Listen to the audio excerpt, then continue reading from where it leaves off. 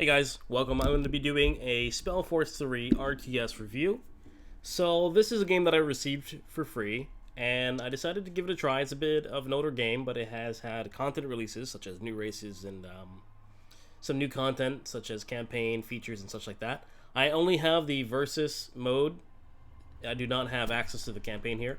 So I won't be commenting on the campaign or the single player here. I'm going to be talking about Spellforce 3 in terms of primarily its multiplayer content, where it stands as a PvP game, and its status as a competitive game. So right off the bat, so it's no surprise before I ramble on too much, you just want to get the final verdict out of the way. In terms of like a Steam up or down, I have to unfortunately give it a thumbs down in terms of my final recommendation here for people that are looking to buy something more of an RTS PvP game, more of a competitive multiplayer game. And I know there's a bit of a smaller community here. I don't actually grade it criteria based on the queue times or anything like that, but to the benefit of the smaller community, I would like to explain why I would like to give it this rating and what the developers can be doing to make amends and make this game a better game and bring it more into the light if it does seek to be something like a competitive esports game in the future. So let's just dive right into a random game, and I'm going to go over some of my explanations on why I think this game needs some adjustments.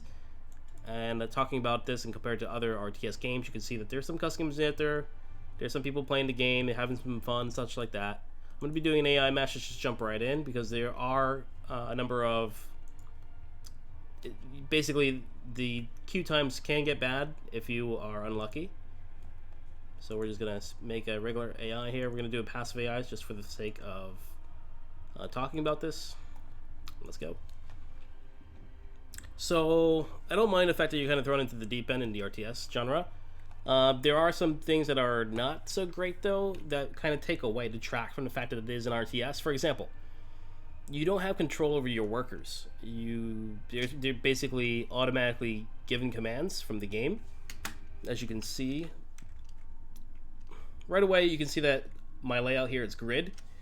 Q, W, E, R, and I've changed my T button, but this should be T, and etc, etc. So you can see this is following grid layout, but the problem is, look at this art, at least for me.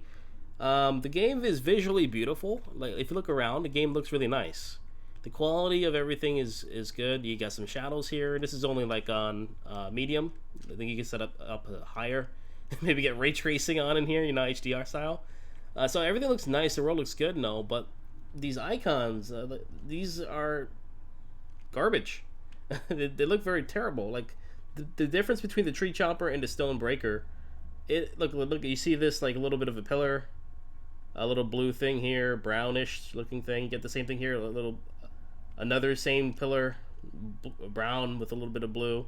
You get these little mini icons that are just really small to see. Okay, I see axe tree, mining pick, stone breaker. I get the idea, but the art itself is very jarring to look at, so I never really understand the art design between these icons. It doesn't really look like a lumber mill to me. Granted, I'm playing a fantasy game, and this faction, for example, is the troll faction, so I guess they don't know how to build architecture to save their lives. But everything looks very weird here. Got a hunting hut. And even this one, it looks like, I don't even know what that is. But hey, we see bow and arrow, right? So ideally, I'd like these little mini icons to not be mini icons, because this is the only way I'm able to tell what I'm building for the most part without like trying to commit to memory. Okay, Q is tree chopper, W is stonebreaker, E is hunting hut. You can build that muscle memory over time, of course, but it just takes away from the fact that these icons are not representative well enough of what you're trying to build. Furthermore, let's take a look at some of these buildings as well. Like, this is a tree chopper. I can see a bit of a tree here, kind of a pillar, and I can see the stone breaker here. Whoops, going over to this side. It looks very similar. Look at that. I see another tree, stone. They look very, very similar. So this is bad in a number of ways. like at a quick glance, these look like the same building. The stone breaker here and the tree chopper. So this is bad in a number of ways. Obviously, you have the name on top of the building, sure, so you don't get confused. Even for your enemies, sometimes looking at your buildings, I think as a competitive RTS, you generally want to know what the buildings are and being able to play around them. Now in this game, it's not so dynamic to the point where you really need to micro and focus on, oh, he's got a stone breaker, he's got a tree chopper, let's deny him that resource, etc., etc. It's kind of just more simple-minded, just, you know, attack in, blow up what you can, and it really feels that way. So these are some of the aspects that are leading into this more dynamic and advanced discussion. So it's kind of a long video, I guess. So art style, some of these changes, not really understanding the buildings and attributing what they could look like. Another fact is you could rotate these buildings as well, so that you don't have that kind of Warcraft, Starcraft fixed building position, so that it changes the way it looks almost every time. So it's pretty cool that you can rotate these buildings and kind of get an idea. And if you put the building in a bad location, it'll automatically rotate it for you so that it'll fit. For example, if I put my building here, you can see that there are some red outliers in the south here, but if I click, it'll reorient and put it somewhere else a little bit higher, and it'll change the way it looks again. So when this finishes, it'll look a little bit different than this one and this one. Each time it's going to change a little bit here, so that makes it, you can see that this is rotated a little bit as well. This rock is further south than this one, and that kind of again changes it. When you have buildings that look like this and very similar, it just makes it a bit messy. Okay, let's talk about heroes. Now this is going to be a big one here. Heroes themselves feel very unfinished, unpolished. Heroes, I get, this game kind of follows along the basic Warcraft feel, where your heroes go out, they creep on the map with these skulls out here, they kind of expand, take territory. Very Warcraft-esque. I like the feeling of the Warcraft heroes and leveling up and set, etc., etc. I think it's a little bit overkill by having 3 ability points right off the bat, for example, and stuff like that. So you get a bit of an idea here. What I do like, I think, is pretty cool. You have an inventory, pretty unique. You can equip different items on here, so it's not just the typical Warcraft things in your bag. You can equip a bunch of different things out here, and that's pretty cool. You have different abilities that you can use here. Nothing crazy, as you can see here. So the heroes themselves, you can see my hero is really like a handicapped guy. He's like slowly walking around, but there are some problems. The problem is that my resistances are bad. Unlike Warcraft, where your hero is kind of, you know, your hero's a hero. He's hard to kill. He's pretty tanky because he's got that hero armor, hero resistances. This guy's got basically the same resistance as any unit that's out of the gate. He's got basically 0 resistance. 0 strike resistance, 0 magic resistance, which is huge. 10 pierce resistance and 75 siege resistance. So I could get hit less by a siege cannon. Basically a catapult. Wonderful. My hero damage is pretty low. The spells themselves, the problem is, look at this reticle. I mean, maybe there's a way to change this. I haven't found a way to change this. This reticle is very hard to see on terrain like this. Even in the water, it can be hard to see sometimes if you're just trying to do a massive battle or whatever. The reticle kind of matches the background.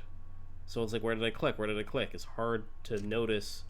You don't have this big green AoE circle, or you don't have a big red AoE circle. It's like a faded into the foreground kind of overlay here, which is bad, especially in an actual tense situation. I'm not going to be able to see sometimes where that goes. Sure, I can see the cursor of the click. My mouse cursor is here. Of course, I can see that purple mouse cursor, but that's not good enough. Especially when you have these movements here where it's like the circle needs to lag and catch up. That's not good enough. Another problem here is that the game is focused on a lot of units up on the field at once. You know, as you can expect between an RTS, there's going to be a huge population. So these tiny baby circles here, they feel useless. They feel like they don't have enough of a use as you get into really any stage of the game past 3 minutes. So unfortunately, like, the heroes lose value. They lose their significance over time. Sure, there are other spells that you can level up to and get, maybe some of these other abilities which also have their own small radius circle and other effects, etc., etc. But the heroes themselves feel like they are fading into the background. They don't feel like heroes. They feel like regular units. In fact, regular units actually have more health. They're tankier and do more damage, which sometimes is kind of funny to think about. At every point in the game, no matter if you level up by creeping, etc., etc., you will have the feeling, or you will always be have the potential rather to be one shot at it really any time. You can be one shot by the enemy at level 1, you can be one shot by the enemy at level 6, you can be one shot by the enemy at level 4. So because as their army grows, your health and stats grow, but that level of that relationship always stays to the point where at any moment your health could just swing massively. If you could go from full health to 0 in basically one volley of an enemy army. This is especially true if you have a melee hero and you're up in the front lines and you're walking like this guy who's really taking his time and he's just looking around like, oh well, if I could be one shot at every time, I better get a move on. And he doesn't do a great job of that. All right, let's go back to base mechanics and let's take a look. So we have idle workers here. You gain workers over time. Not really a fun concept in my opinion. Again, the worker is kind of automatic here, such that there's really no micro potential. I can't select these workers and tell them to do anything. I can't tell them to run away. I can use the retreat button to kind of pull them away for a moment so that people aren't attacking me. But that's basically all my micro potential. I can't tell these guys to repair my building. I could hit the repair manually, and that'll just do like a command and conquer type repair, so it'll automatically start repairing itself. But it can't just grab all my workers and do like a mass repair for example, or just try to get all my workers to move away from a mass attack or anything like that. It's very simplistic in that regard. I don't really like the fact that I don't have full capability to control my units. So taking away control, even if it's meant to make the game easier, is never a good feeling. I'd rather have the option to choose where to send my guys, choose where to retreat to, choose when to repair, etc., etc. Alright, so let's go ahead and talk about the other things here. Let's talk about some of the units. Let's talk about some of the gameplay. So let's just build some other things here. This is obviously not a real build order. We should be doing other things here. So one thing I do like about the game is the expansion style. Like, I like being able to take territory. That's pretty cool. That's pretty fun. I think that's pretty interesting. That's the one thing that only heroes can do. Only heroes have the opportunity to go around and take land here. You can upgrade this land to, again, make another sector that will passively over time increase your worker count, and they'll be able to do some different things over there as well. So let's just go ahead and make our trees. So you can see there's these little icons over here that will designate where to find the resource, which is a bit weird for trees, because I remember in the beginning of the game I was putting like something down here. I'm like, oh look, there's a lot of trees here, and I put like a tree chopper here, and they were just like walking to here to get these trees, and it's like, well, that's awkward.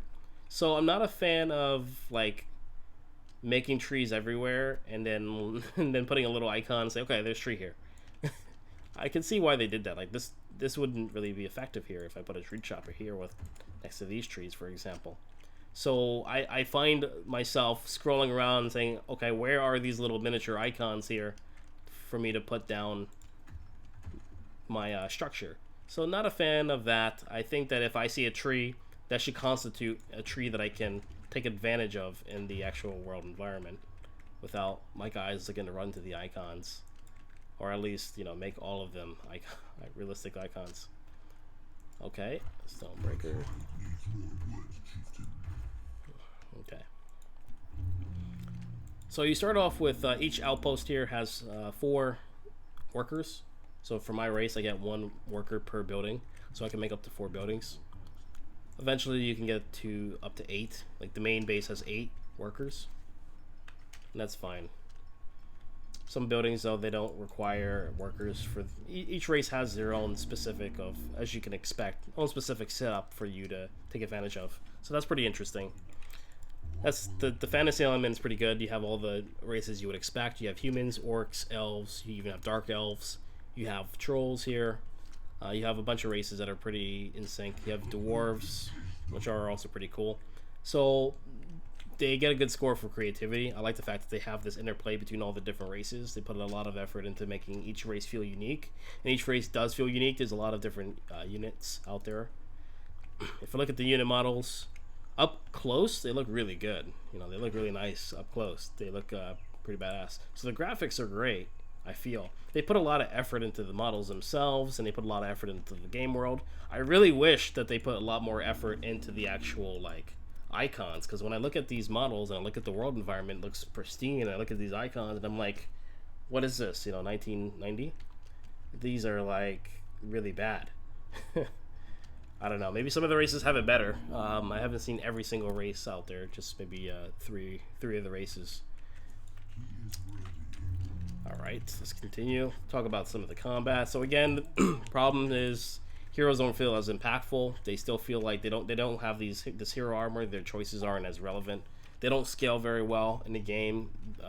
Sometimes it comes down to just battles without heroes sometimes, or having more impact, and the hero's kind of an afterthought in the army. It kind of does its thing. Maybe it casts a spell or two, which the spells are too. It really doesn't feel like it does anything anyways. The battles are kind of won without the spells. With the spells, it doesn't matter. The heroes, like I said, is an afterthought. It's like, sure, obviously it'll help out, but you didn't win that battle because you used that skill. You won that battle because your army was there, and your army was better or bigger than the opponent's army, and then you toss a spell in, and you won it even harder. So I don't feel like this. Look at how small this AOE is to begin with. I'm doing low tick damage, very slow tick damage, a little bit of nuke here, and then that's it. So nothing crazy. Let's make some actual units now. First combat units, and we'll build some additional buildings. Let's take a look. Maybe build one of these scrap boards. Sometimes it's hard to find out where all the resources are too. The maps, and this is actually a really important point to talk about. So the maps are fixed. So for me, I don't know exactly where all the resources are, but the resources are always in the same places, so that when you get time to get acquainted with the map, you will learn, okay, trees on the left side here, there's always going to be stone on the left side here. You get that over time. So that's okay, that's fine, that's all great. But what is bad about the maps being fixed the way they are? You have fixed spawns, which means that even on quote-unquote 4-player maps, you're always going to be spawned in a certain position. This is a 2-player map because of the way it's made. But in 4-player maps, let's say there are 4 locations that you theoretically could spawn, you're going to be fixed to either like bottom right and bottom left here, which is a big negative. I think fixed spawns are bad. It takes away rather than enhances the RTS genre. Give your opponent the full understanding of your spawn location as well. It means that you don't need to scout, something that RTS is very well known for. You don't need to get the information for your opponent's spawn location. You can just automatically go into blind tower rushes. You can go into blind aggression right away without really thinking or having to do anything in the game. Like anybody and their mom can just go into a game and say, okay, I know his spawn location, I'm going to go tower rush now. You know, I'm going to go aggressive. I'm going to go take territory around him. So that's a big negative. I think that should be taken out, and frankly, that's one of the main things that is holding this game back from being a really competitive title. These fixed spawns and these fixed locations that are known to your opponent before the game even starts is very bad. I don't really understand that decision. Okay, let's take a look at these units. So here's what I would like to compare. Let's compare this unit, the hero, 90 damage, 1450 health, 10 pierce resistance. This guy here is a basic tier 1 unit, tier 0 if you want to call it that. 1350 health, basically the almost identical health to my hero. More damage, but this is strike damage, different type. 120. It's got 25 pierce resistance, which means it takes less damage than my hero takes. But it's got minus 25% magic damage here, so it takes an additional 25 magic damage. And it has the same siege resistance, etc. So this guy, if these guys were ball to attack each other, which I don't even think I could even do. It's like, it doesn't let me attack. It doesn't actually let me attack my own units for whatever reason.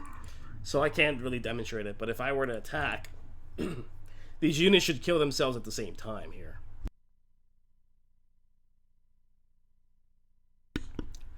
So that just demonstrates the fact that these heroes really aren't hero. They're just a regular unit that you need to babysit. And has spells that you kind of give more attention to that should theoretically help you out in a game, but they don't really help you out in a game that much. They basically creep, they give you territory, which is very impactful, but in terms of actual army combat, they fall short. In terms of the spells themselves, they do look interesting.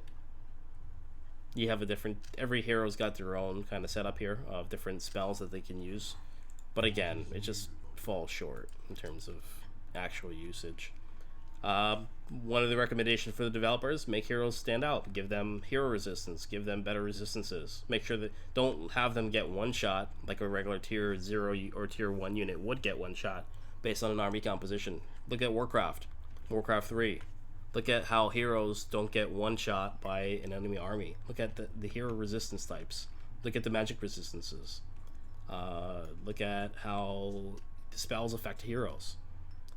You know, make the heroes actually worthy of the name hero. Don't just make them, just a regular unit with babysit potential. So let's take a look at the next thing, kind of this market. So Warcraft also has a market here. You kind of have potions. You can get back mana, aka focus, which I think is also called hex. I could be wrong about that. That seems to be a thing in the game. You have gold at the bottom left. You can trade. You can sell different things here. I do come equipped with a Scroll of Town portal. This Scroll of Town portal is kind of just a trinket. I can use that all continuously. It's not a consumable on use thing. It has a cooldown of about 40 seconds or so. So these items, they are okay. Again, they don't feel so impactful because the heroes themselves aren't impactful, which makes these things not as impactful. You get a little bit of extra damage, increase my damage by a little bit, but not super important. Make my abilities cool down a little bit faster, but again, the abilities aren't very impactful for winning the combat. So again, this is kind of a leftover thought here. 5% block chance, that feels kind of a meme because you get one shot anyways. So like 5% of a one-shot volley is like, maybe I take 2 volleys for whatever reason, stuff like that. But you have more health here. 150 health is a drop in the bucket here, because 150 health is basically like one attack from one guy almost. So you get one additional person to hit you, and then there's that utility gone. So overall, they didn't look super amazing to me, unfortunately. So let's just go with the weapon, and we'll see what that looks like. So I increased my damage from 90 to 130. A little bit more single target damage, which it's not as impactful as you would think. You would think that's very good, but I don't know. It just doesn't. It falls a little bit flat. So let's talk about actual problem here that I think is a pain. Let's take a look at control groups and adding people to your control group. So let's say I make some more units here. I'm going to make some more of these smashers here. And I'm going to make some additional guys for some scrap here. Make some hunting huts. And some trees. Look for the tree icon. So I've got some guys coming out here, and I'm going to talk about how these guys are added. So right now I have the typical box control 1, make my control group. I've got everybody here. It's pretty easy. I see some noticeable icons here with the art. I could easily distinguish which units are which. I can see my hero, which I wish he had a little bit of a, a border here, but I won't be that picky.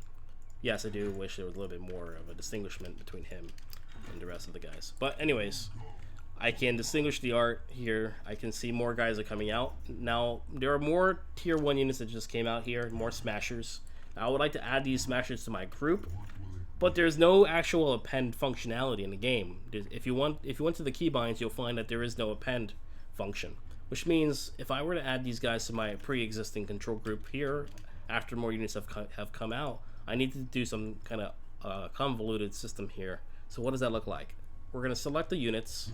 We're going to use the typical RTS append function, which is shift. We're going to hold down shift. We're going to press our control group, which is 1 in this case. Now you will see that I've added the additional tier 1 units to the group, but that's not what happened, because if I hit 1 again, it goes back down to the 4. They haven't been added permanently, they've only been added temporarily. So I need to select them again, hold shift, hit the 1 button. Now I need to rebind this hotkey, this control group, once more by holding down control and pressing 1. So I need to do to do any type of quote-unquote append, I need to select a new unit, hold shift, press the control key, hold control plus the control key. So I need to double every single movement to make my hotkeying better. Same thing with buildings. If I control 4 my heart of the tribe here to add the fight hut, these are the military producing units, I need to click it, hold shift, press 4, and then if I press 4 again, it's gone. So I need to hold shift, press 4, hold control, press 4, and now if I press 4, they're both in the group. So it's very awkward having to take a double take on every single thing in the game. Oh, new unit, shift 2, control 2, rebind, select, add, rebind, add. So it's very clunky. Why they don't have an append function in the game is, they've got a lot of buttons, they've got a lot of keybinds in the game, and I went through and I tried to find it. It's key mapping here. They've got literally everything that you could ever want.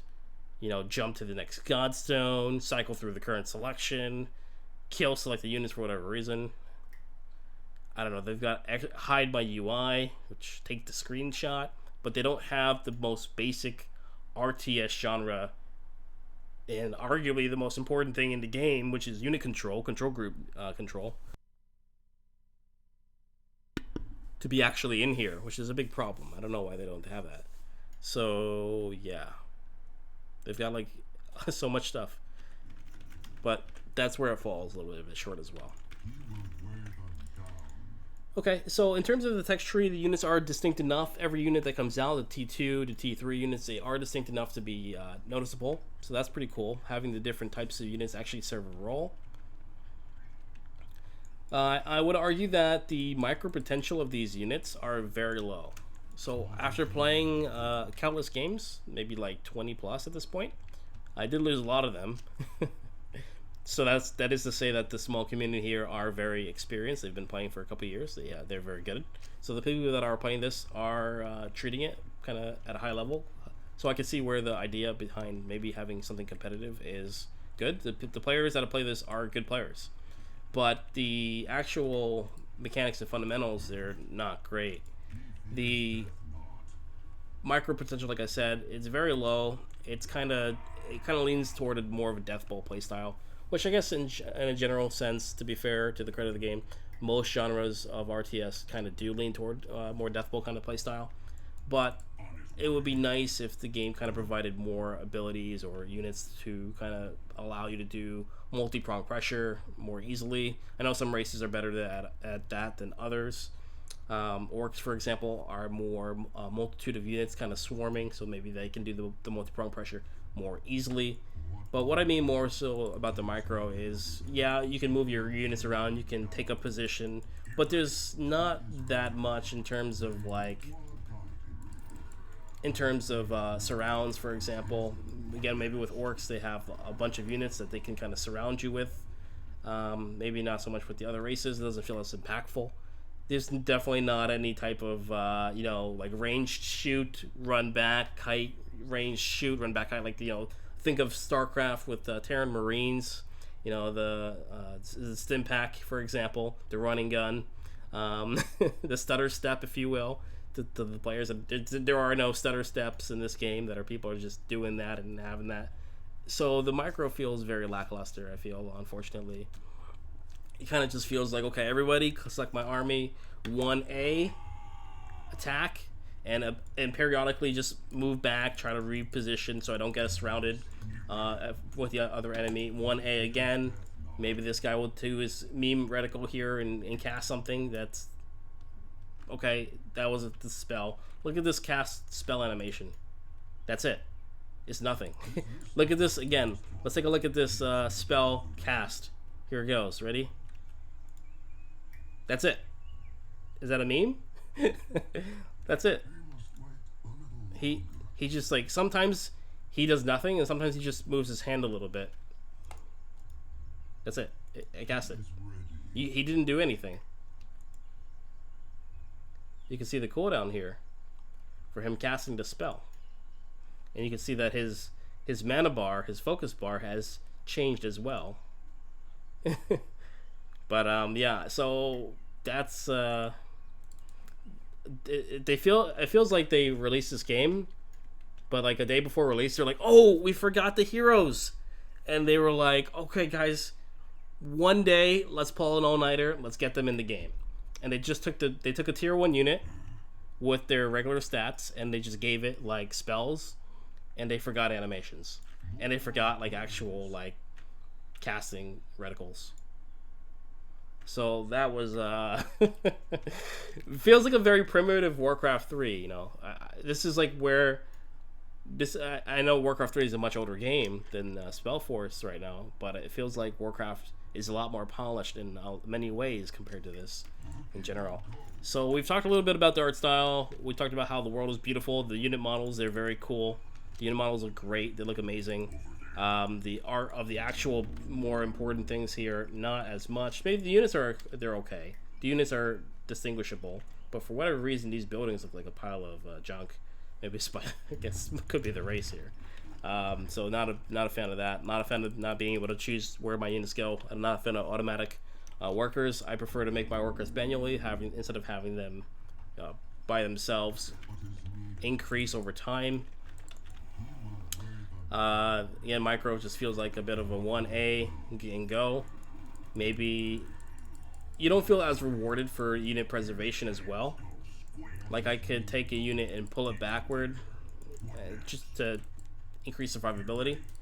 It doesn't feel as impactful for whatever reason in this game compared to other games.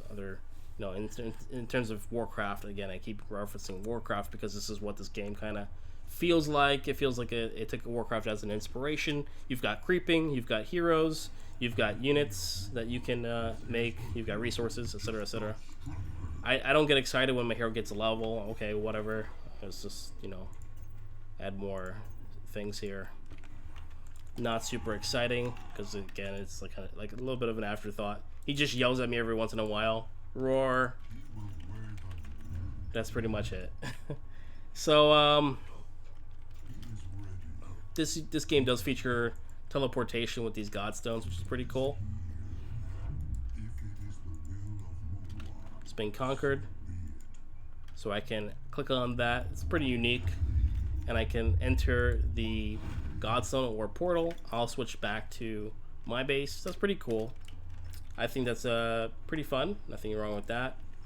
The Scroll of Town portal. Oh, here's a big problem. You can't actually attack on the minimap.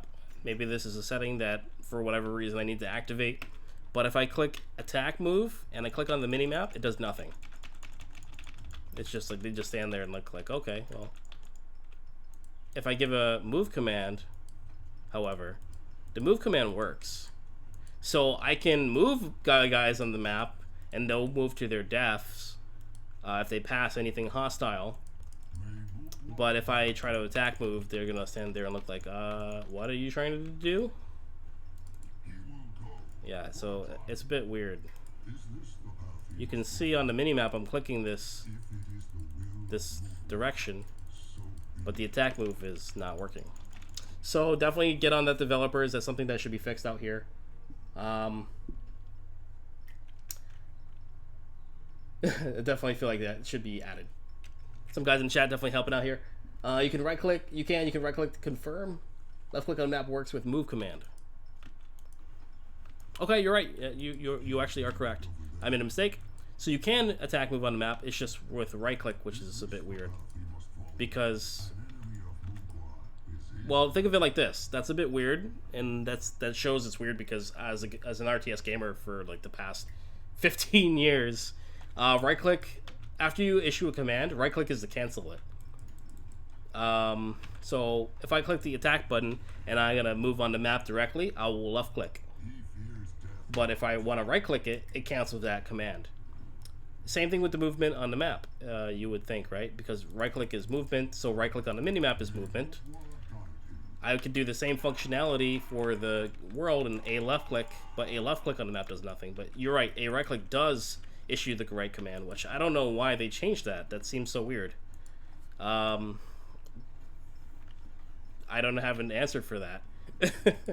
But hey, it's possible. At least we figured out that it was possible. So yeah, some of these things definitely are probably going to be possible with some tweaks or adjustments, for sure.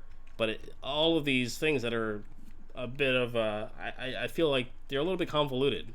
If you are an experienced or seasoned RTS player who has played or hailed from any RTS genre game, a lot of these controls are unique. I've never seen this before. I've never seen a right click on the minimap. So that's a bit weird for me. It's just a standard move. It shows blue circle after confirming. Weird. So yeah, some interesting things here. Thanks guys for helping out in Twitch, giving some information about the right movement. Again, I don't want to be too hard. I want the developers to implement the changes here. I do want to see this game kind of raise itself a little bit in terms of the competitive scene. I think this could be interesting. I kind of do want to play it.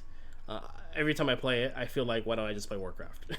I like the hero, but like I see my hero get one shot from 100 to 0 in like one volley, and he wasn't necessarily out of position either. He's just I got hit by a ranged attack or something, and then I'm like, well, that didn't leave me much micro potential to go from like full to 0 in like one volley. It's like it feels bad.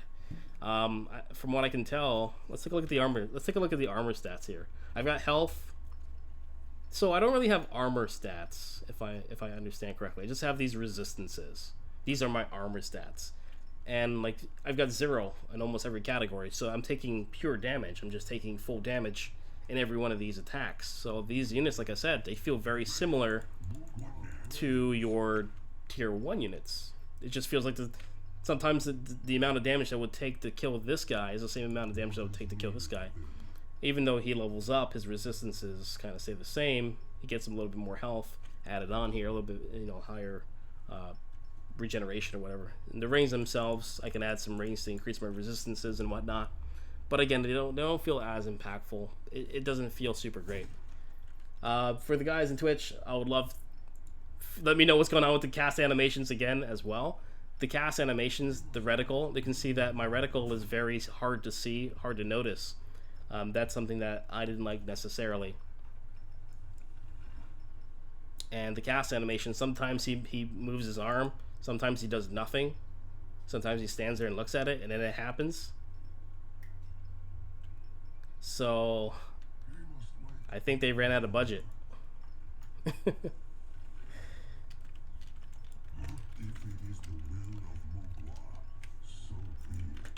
In terms of waypoints, the waypoints themselves, I think they are functional as well, but they're a little bit weird. Let's take a look at my shift waypoint command. So for sure they're not easily seen on the map. So if I hold shift and I issue a command, he will follow it. He will follow that command.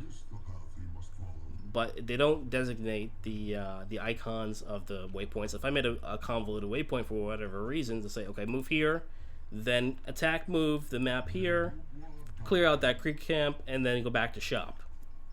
Now if I were to like switch out and do something and look at my hero, if I were to select him, there is no notification of his indicated movement about what my last command to him was. Maybe I don't know exactly which camp I told him to attack. Let's verify. Where is he going? I don't see that.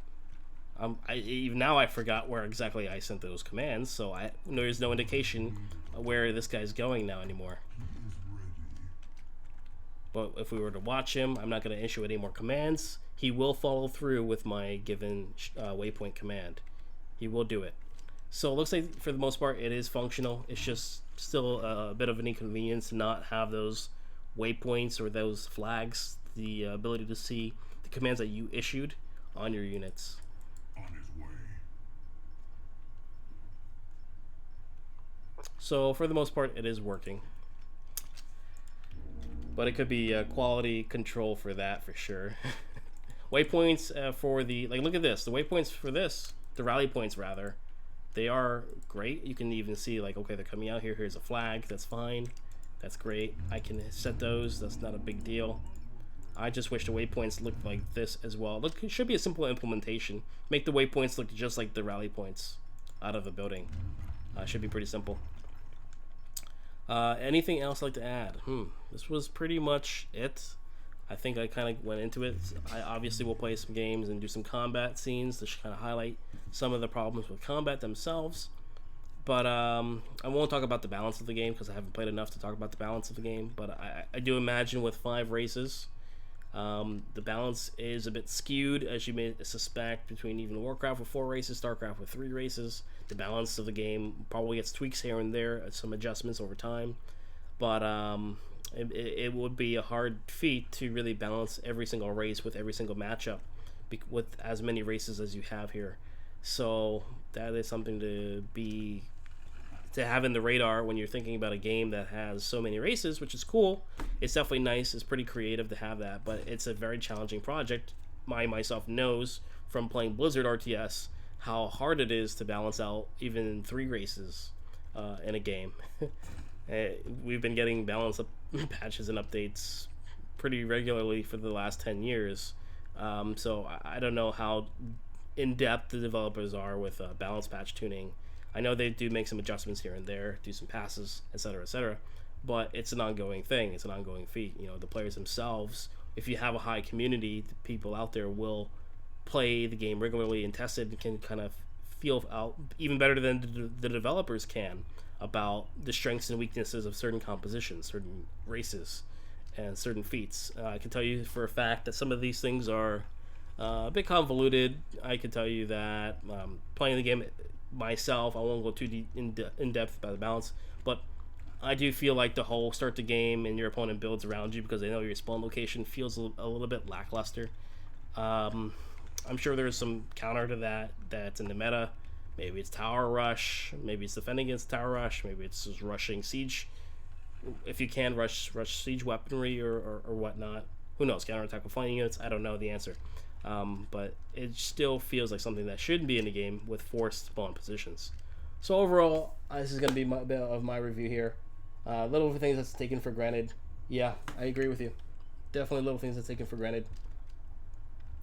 But those little things that are taken for granted, they kind of make up the RTS genre, I feel. It's not just in Blizzard RTS titles as well, though. I mean, I feel like that's the polish that's in there that's you kind of expect. And Command and Conquer, right?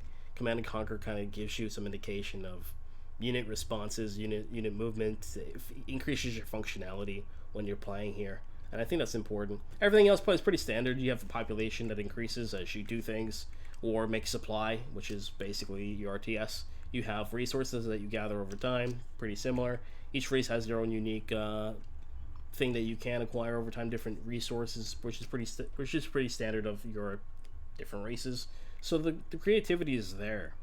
The heroes need more love overall. They need more impact. Give them hero resistance. Make it a special type. Increase the resistances overall. Make the building icons. This is maybe my pet peeve. It's a little bit small, but I don't mind grid. But make the building icons look a little bit more distinguished here, so that it's easier for the player to see exactly what they're looking at.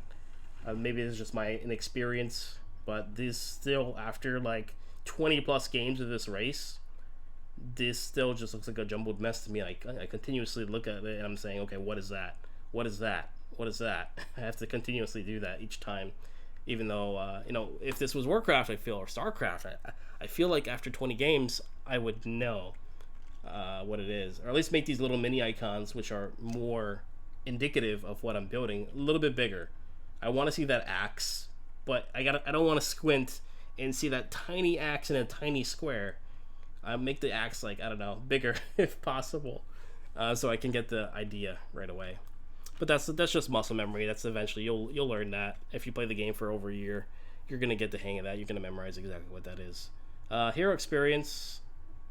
At first, I missed this bar, this level up bar here. So this was something that I needed to like see right away when I first started the game. This was a bit weird. If I click on my hero, it's himself. There's no indication of his level or his experience like you would expect with Warcraft. If you go to information as well, there's nothing here about level, but only there's a bar, which was there are times when you don't care about seeing the experience of your hero, and to be honest, I don't know how this will work with multiple heroes. Like, if you get 2 heroes, will I have 2 bars? Like, the bar is fixed on my UI regardless of my selection of units. So if I select the building, I still see my hero experience. If I select the unit, I still see my hero experience. So you don't always want to have that hero experience bar, especially when, like I said, heroes are kind of semi, not important in this game compared to, the actual gameplay, besides the creeping and the territory acquisition. So yeah, I'm not sure what they would do with 2 heroes, if they would just show you another bar underneath it, or maybe nothing. I don't know. I didn't test it out yet. Some modes are limited to 1 hero, but there are modes that do have the opportunity to make more than 1 hero. So who knows? That needs further testing. Anything else? Hold position commands. I did test this one time. I just did this by using aggressive defensive mode. So this is basically hold position. So the problem as well of attacking your own units, as dumb as it sounds, this is important. And I think of games like Warcraft because attacking your units gives you the opportunity to deny the unit from your opponent. So if your opponent goes to attack an injured unit, let's say you're fighting a massive battle, and your opponent is getting your units down low, and you have the opportunity, especially in the early game even, you have the opportunity to attack and kill a unit and deny them the experience. You can deny them the gain, if you will, by using your micro. This is what I mean by saying that the game has limited micro potential here. Another reason, besides not controlling your workers, not being able to attack, these small nuances are really important as well to kind of making it a spectator sport. You could say, wow, look at that play. He had a lot of APM. He was able to not only control his units, got the maximum ability to do damage with those units, but he also denied that unit when he was at his last legs from his opponent, thus denying his opponent the experience gain. So instead of your opponent just, brainlessly hitting 1A and attacking and then getting the unit kill, all of a sudden you have a punish for sloppy opponent play. Your opponent needs to have a big brain and decide, okay, is this a good time to go all in on that unit? Should I be spreading out my damage? These more dynamic decisions are kind of left out of the equation when you don't have the ability to attack or / deny units. So you just need to just pull him back. Even if he's got 1 health, he's like, okay, I'm going to send him back to base, forget about him for some time. They do have enhanced recovery, which is good, but in big battles and slow move speeds and such like that, I would love the ability to deny. Okay, I think that's enough nitpicking for now. Thanks for watching the review, getting an idea about what this is. I hope the developers check this out as well. I mean nothing bad about this. I do want to see this game get a little bit more love. I would love to have more multiplayer games. Why? Because I don't want to have a 20-minute queue or 25-plus minute queue just to find an opponent. I played the same guy this morning. I played the same guy 12 games in a row. And I lost all 12, but he was good. But not that I don't care about losing, but I wanted to have at least another face so that I could, you know, try fighting a different race, or maybe try fighting a guy that didn't know what my weaknesses were. Try fighting a guy that maybe I could win against. You know, any of these would have been fine. So having more people in the community will be good, and those that can happen as a result of some changes here by the developers. Definitely cool game though. Biggest gripe: hero. Fixed position maps not good, and fix the fix the icons if you can of some of these structures, because even some of the art style, they look very similar to each other, in terms of proportion and size, in terms of the architecture, which in some roles fits the fantasy, but as a player it kind of muddies the water in terms of what these buildings really are. They're all the same general size, they all have the same general architecture, same general proportionality in terms of what it is. Sure, it has a name on it, that's great, but reading it every time is also like a little bit jarring, I guess, because other RTSs, they don't have the names on the buildings, and I don't mind reading it, but it takes away, I guess. Like, I shouldn't need to read the name on the building to know what it is. I should just be able to look at the art style and say, okay, that's a lumber mill, that's a command center, that's a barracks, that's headquarters, that's an enemy headquarters, you know, whatever you want to call it, etc., etc. But unit models, great. World, great. Those are two of the biggest positives I can give the game. Unique races, another big positive I could give the game. Enough of a difference in terms of maps, pretty cool. Creeping was okay, fair. Nothing crazy there, just regular creeping. Alright. GG, guys. I'll probably restream another game in a bit here, but ending the stream now to organize my thoughts. Thanks for watching.